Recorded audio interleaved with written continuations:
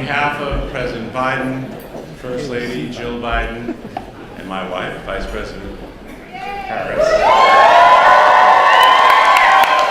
welcome to the White House and happy pre-Hanukkah. To the President and First Lady, thank you so much for your friendship, your kindness, your support over these last 4 years. Kamala and I are forever grateful, and we love you so much. Thank you. Just looking around this room, and I see so many familiar faces. And I'm reminded of when I first came into this role as the first ever second gentleman.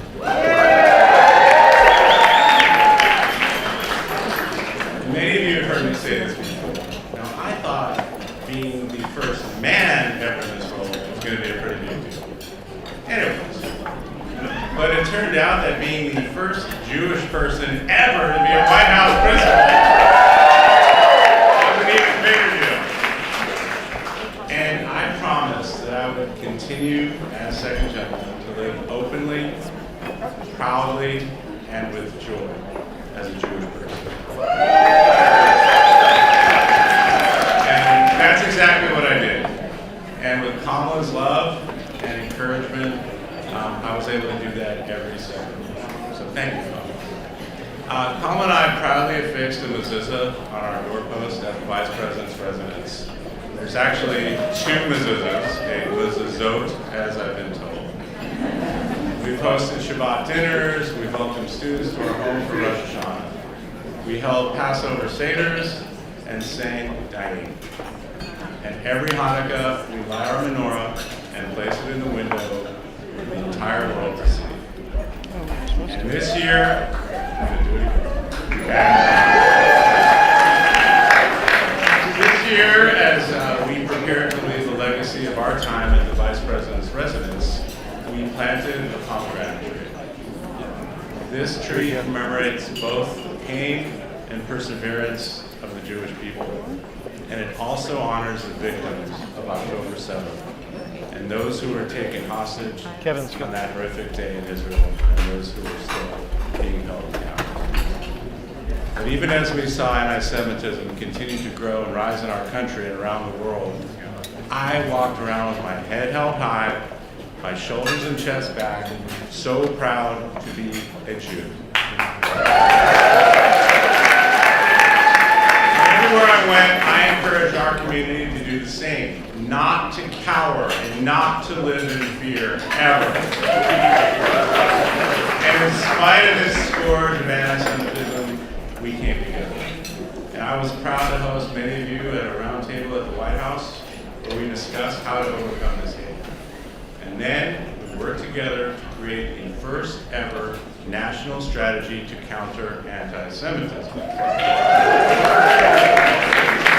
And we could not have done it without this guy, President Biden. We're really good. This is historic. And I want to thank you for that, and your steadfast leadership and commitment for prioritizing this strategy and making sure that we got it done. And after the strategy was complete, I traveled around the country and around the world, building coalitions and uniting people of all different backgrounds. Because we know hate, it's like a venom coursing through the veins of our democracy. We all need to be against it. So our work does not stop here. It does not stop when we leave the White House.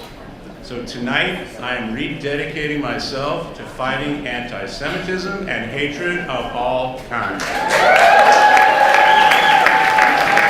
going to continue to speak out when it matters most, and I'm going to continue to show up for our community when these challenges persist. Last year, I had the honor of visiting the town where my great-grandparents were from, in the old country.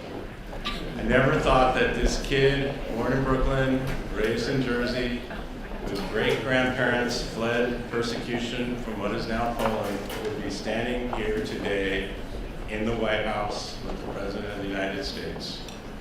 I am so honored to have served as your nation's first ever second gentleman, and I thank you for welcoming me so warmly.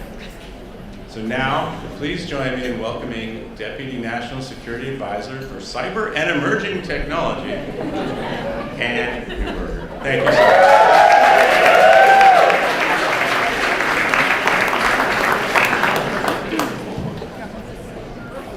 much. Good evening, everyone.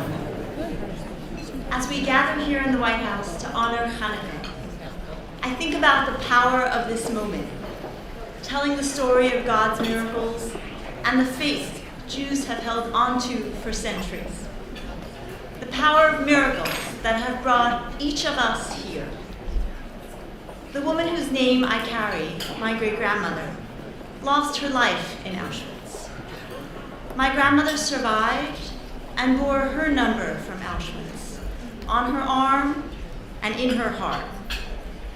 From her, my parents taught me to be deeply grateful for the gift of welcome that America provided us, and to so many of the families in this room, whose histories are tied to the hope we found in the light cast by Lady Liberty's torch. It's perhaps uniquely appropriate that Hanukkah is the final holiday we celebrate with President Joe Biden here at the White House, because this is a holiday that celebrates faith, hope, and the power of a little light to dispel a whole lot of darkness. And over the course of his entire life and career, President Biden has embodied that enduring spirit. In his personal life, his faith in even the darkest hours inspires us all to find strength during our own challenges. And as president, we all recall his historic trip to Israel soon after October 7th. As our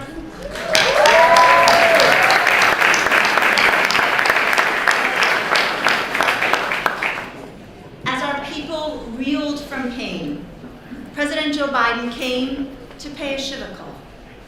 He came to mourn with us, to hold us through our suffering, and remind us to never lose hope. That's President Joe Biden, always inspiring people to lead with dignity, integrity, and faith, and to spread their light in the darkness. As a community, our deep appreciation, Mr. President, is more than words can ever say.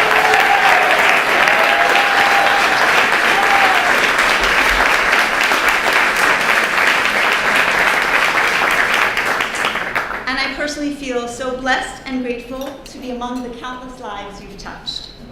Thank you for your leadership and for all you represent to the Jewish community, to America, and to the world.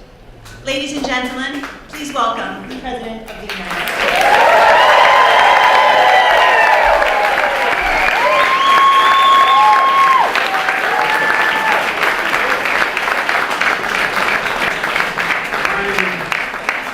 My name is Joe Biden. I'm Joe Biden's husband. And I was raised by, some of you know me well, by a righteous Christian, my dad. My dad used to come home and rail against the fact that we didn't let the ship in after Auschwitz, we didn't bomb the railroad tracks, etc. And my dad would always talk about our obligations. And my dad was the one who inspired me, and I see my fellow father-in-law out there, Ronnie Olivier. Ronnie is a good friend. And what happened was that my dad always thought that we had an obligation to step up and talk about what happened. And he inspired me to take every one of my children and grandchildren when they reached the age of 14. The first trip in an aircraft overseas was to Auschwitz, to the camp. But I wanted them to see what it was like. I wanted them to see that no one could have misunderstood what was going on in those camps. And so they toured the camps. They toured them, so I wanted them to know that you couldn't pretend it didn't happen. And it should never happen again. And so I learned a long time ago, you don't have to be a Jew to be a Zionist. I'm a Zionist.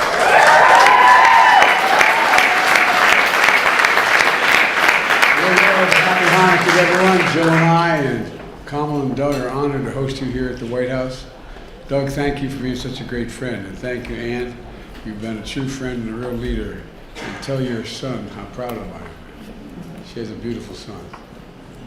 And I want to thank you all for being here tonight. Look, when you walk around the White House, you feel the history and the story of our nation, including the story of the Jewish people who came to our shores in the 1600s after fleeing persecution abroad. Here in the East Room is a portrait of George Washington.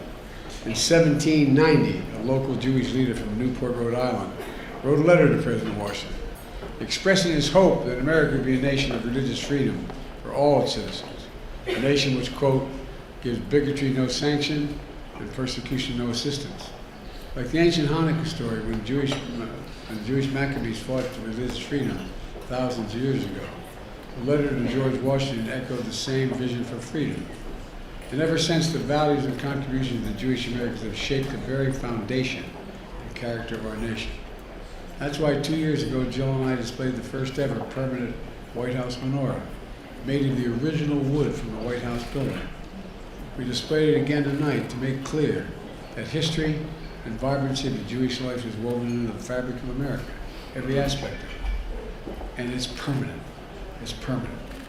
But I know this year's Hanukkah falls on hearts that are still very heavy. It's the second Hanukkah since the horrors of October 7th. Over 1,000 slaughtered, hundreds taken hostage, unspeakable sexual violence, and so much more. The trauma of that day and its aftermath is still raw and ongoing. I've gotten over 100 hostages out. I will not stop till I get every single one of them home.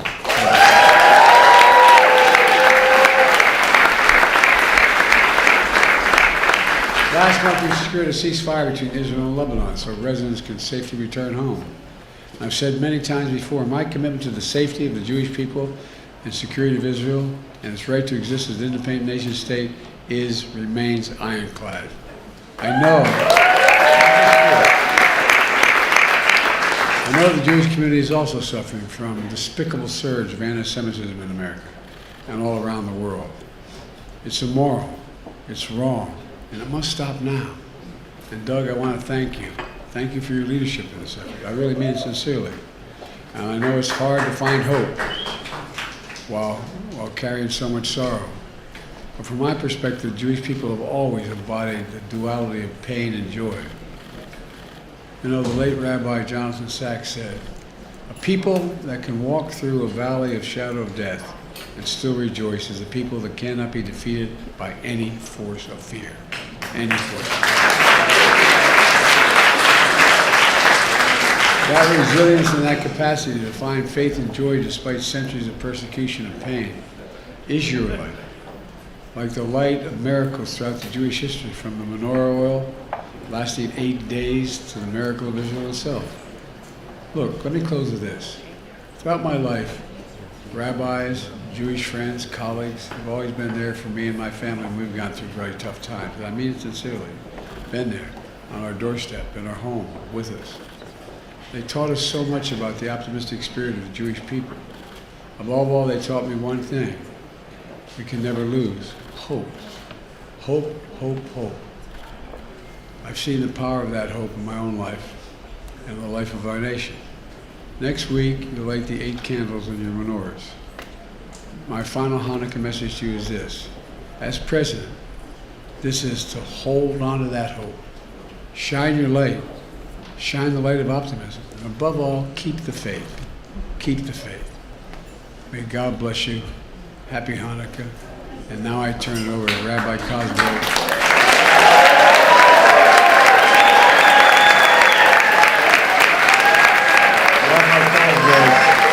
By the way, I visited his synagogue in New York. He was so nice to me after, too. Rabbi, it's all yours, kid. Go get him.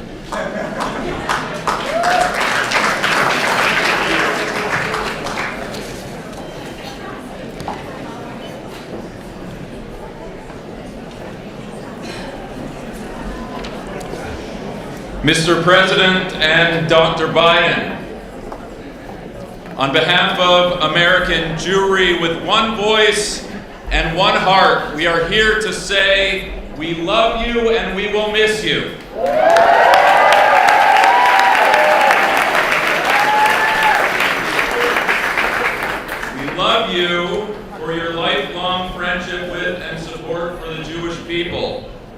lessons taught to you by your father of blessed memory on the price of inaction, and the lessons you have taught us all on the perils of indifference. Thank you for taking a stand against the scourge of anti-Semitism and for your steadfast support of Israel, especially in our darkest hour on October 7th, and ever since, protecting Israel's security, working to bring hostages home, and easing the suffering of all people, Israelis and Palestinians alike. Thank you for the legacy you leave for all of us of empathy, of civility, and being a mensch that is the heart of our great nation.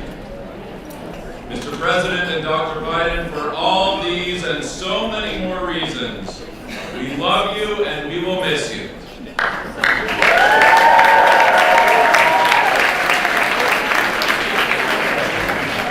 Tonight, we celebrate Hanukkah by kindling the lights of the menorah. Hanukkah doesn't actually start for a bit, so when we sing the blessings, we're going to substitute Hashem in place of God's name.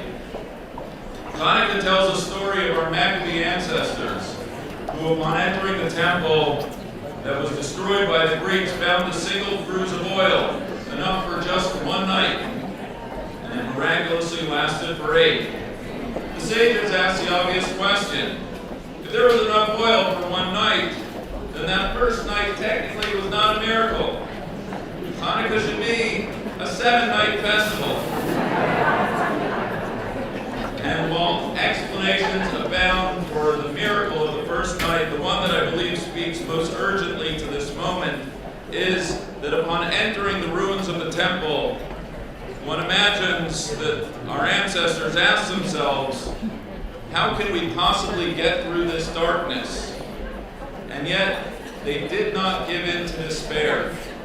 They found the spiritual reserves to kindle that first light of faith, to light the candle at all. That was the miracle of the first night, a greater miracle perhaps than all the other days combined. As did our ancestors in their day, so too in our own.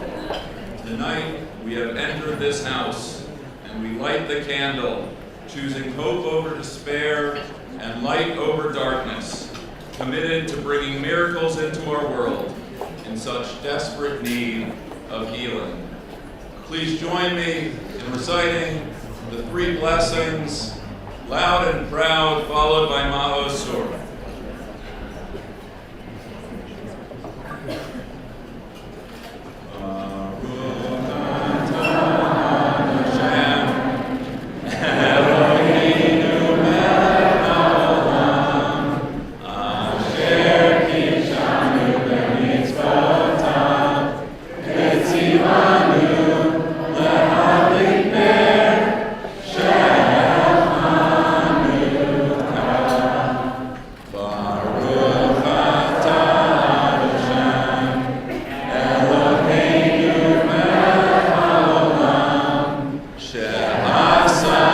Shema